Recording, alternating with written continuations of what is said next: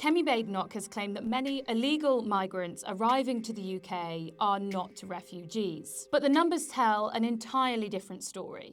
I think a lot of these people should not be here. They are not refugees. They are people who see our country as a soft touch and they exploit our kindness. Now, around 90% of people arriving to the UK illegally arrive via boat. So we decided to look into those numbers.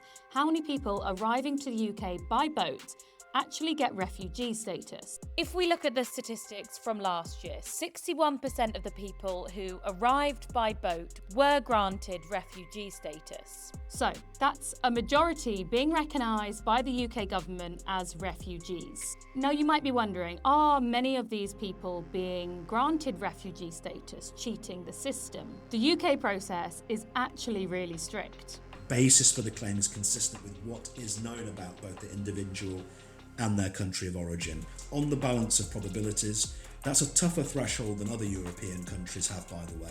That also explains why the grant rate for asylum, being granted asylum in the UK, has fallen quite substantially in recent years. And the data shows that people from countries like Albania, India and Pakistan actually have really low success rate of claiming refugee status.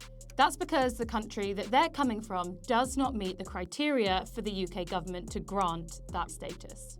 They come from some of the most chaotic parts of the world, from Afghanistan, Syria, Yemen, Sudan, Eritrea, Iran, Iraq. What they would have to demonstrate is that if they were returned to those countries, they would be persecuted, such as because of their political views or their membership of a particular group. Now here's where it gets a bit awkward for Kemi Badenoch making this claim. These approval ratings were actually higher under a Conservative government. More importantly, the party that she was serving in. And under Conservatives, it was even higher than it is now. It's upper 60s, 70%.